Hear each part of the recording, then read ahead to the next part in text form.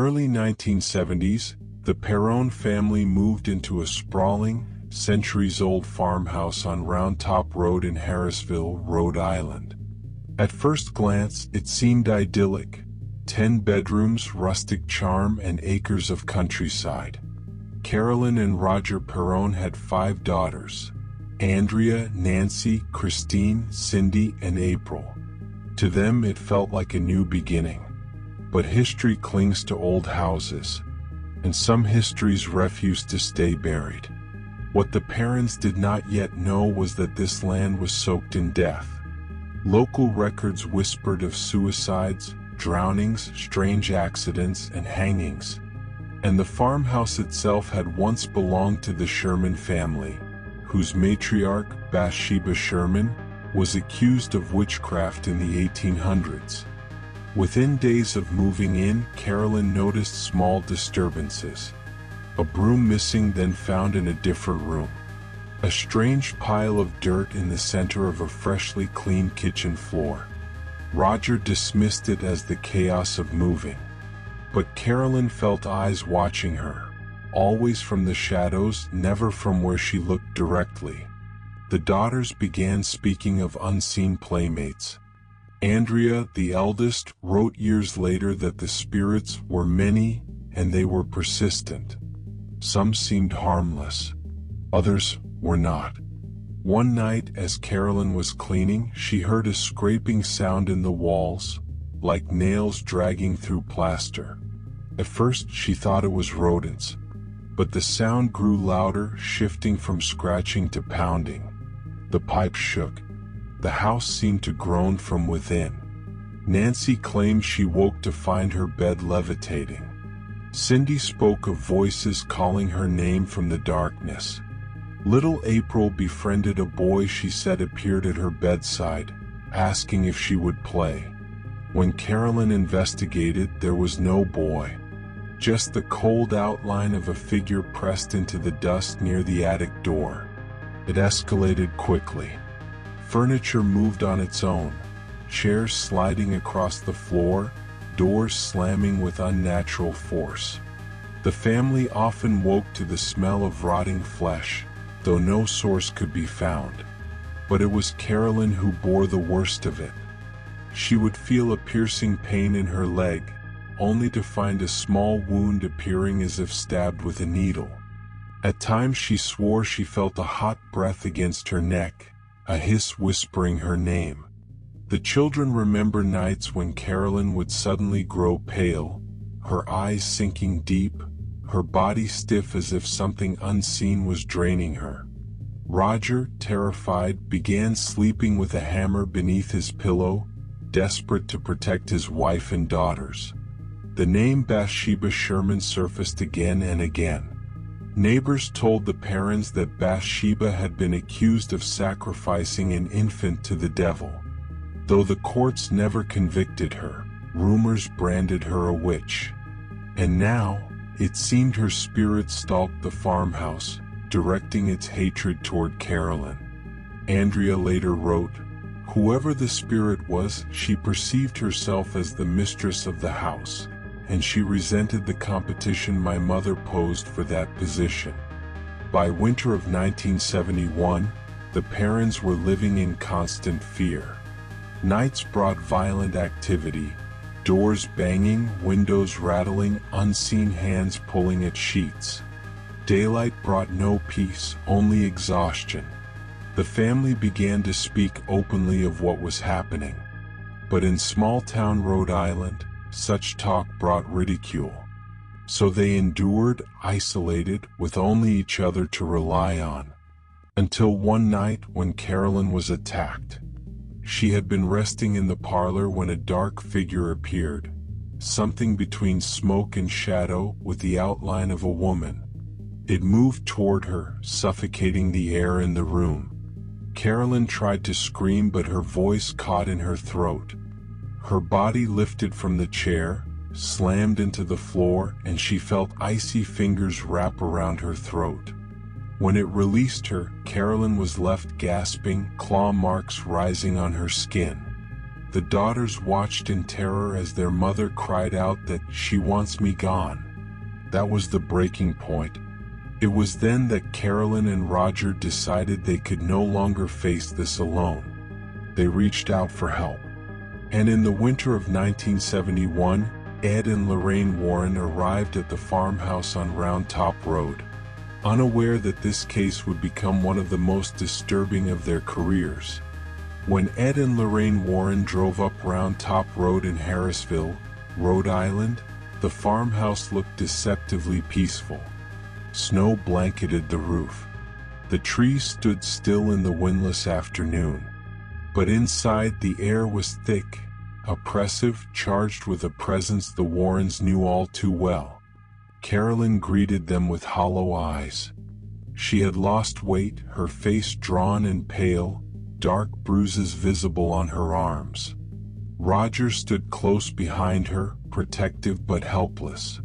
The 5 Perron daughters peered out from the staircase, silent, their expressions carrying both hope and dread. Lorraine, a clairvoyant and self-described medium, immediately sensed what words could not describe. She later recalled, "As soon as I crossed the threshold, I felt a darkness, a power. It was not just a haunting. It was an infestation." The Warrens began their investigation the way they always did, with interviews. They sat with each member of the Perron family, listening carefully as stories spilled out. Andrea, the eldest, spoke of being shaken awake by hands that weren't there. Christine described her bed sheets being yanked violently in the night. Cindy whispered about hearing voices telling her, "There are 7 dead soldiers buried in the wall." Lorraine closed her eyes as she listened, sensing layers of history inside the farmhouse. She told the parents that the land had seen tragedy upon tragedy, hangings, drownings, suicides. And she spoke the name they had already learned to fear, Bathsheba Sherman. Bathsheba's spirit, Lorraine believed, had taken claim of the farmhouse. She resented Carolyn most of all, targeting her with cruelty and violence. Lorraine felt that Bathsheba had cursed the land long ago, tethering herself to it through a pact with dark forces. The Warrens set up their equipment: cameras, tape recorders, and crucifixes. Ed carried his leather-bound notebook, recording every incident, every word. The house did not wait long to respond. That very night, while the Warrens were present, the temperature in the parlor dropped abruptly. Frost formed on the inside of the windows. The lights flickered and went out. Ed struck a match, and in the flare of fire, the reflection of a woman's face appeared behind Carolyn. Gaunt, hollow-eyed, lips pulled back as if in a scream. When Ed turned, the room was empty, save for the scent of rotting flesh that lingered in the air. Lorraine began walking the halls, her rosary clutched tightly. She paused at the cellar door, trembling. "Something is down there," she whispered. The parents admitted they had stopped using the basement. It was too active, too alive. Tools went missing. Voices echoed up from the shadows. The Warrens decided to hold their vigil upstairs instead. Over the following weeks, the investigation deepened. The Warrens returned multiple times, bringing assistants and fellow researchers. They recorded knocks and threes, an insult to the Holy Trinity. They captured unexplained voices on tape, whispers that grew louder when Carolyn was in the room. One evening, Lorraine held a seance in the dining room. The table was cleared, candles lit, the family gathered close, trembling as the storm outside rattled the windows. Lorraine closed her eyes, calling out to the spirits. At first there was silence. Then the table shook violently, nearly tipping. The candles extinguished themselves one by one. Carolyn suddenly screamed, her body convulsing. Her chair tipped backward, and she was flung across the room by an invisible force. Roger rushed to her side, but Carolyn's voice was no longer her own. It was guttural, mocking, speaking in a language no one could understand. Lorraine cried out, "She's here, Bathsheba is here." The daughters sobbed as their mother writhed on the floor, her face twisting, her hands clawing at the air as if something inside her fought to take control. Roger, in desperation, pulled her into his arms, shouting for the Warrens to stop. He feared his wife would die if the seance continued. Ed and Lorraine knew the risk. They had seen possessions before. But this was different. The strength of it, the venom in it, was unlike anything they had faced. When Carolyn finally collapsed, exhausted, the room fell silent. The only sound was the wind howling through the broken window pane. Lorraine looked at Ed with terror in her eyes. "This is not a simple haunting," she said. "This is oppression. And if it continues, it will lead to possession." The parents begged the Warrens to help. But the Catholic Church was reluctant. They required undeniable proof before granting an exorcism. And so the family remained trapped, caught between the living and the dead, between a farmhouse and a force that would not let them go. Bathsheba's presence grew stronger. Carolyn reported black shadows following her in the mirrors. Cindy and Christine were dragged from their beds at night by unseen hands. Andrea wrote later that she saw her mother levitate in the parlor, her body hanging as if suspended by ropes.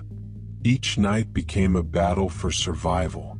Each morning the family awoke more broken, more terrified. And the Warrens, though determined, realized that they might be in over their heads. For this farmhouse did not merely harbor a ghost. It harbored a demon. The Harrisville farmhouse was no longer just haunted. It was a battlefield. As the months dragged on, Bathsheba's grip on the Perron family tightened. Carolyn became the focal point of her wrath, drained, tormented, stalked by a presence that would not release her. Roger's protective strength began to crack.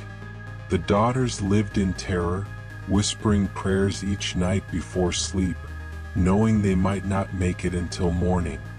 Lorraine Warren wrote later that she had never felt such concentrated evil in one place.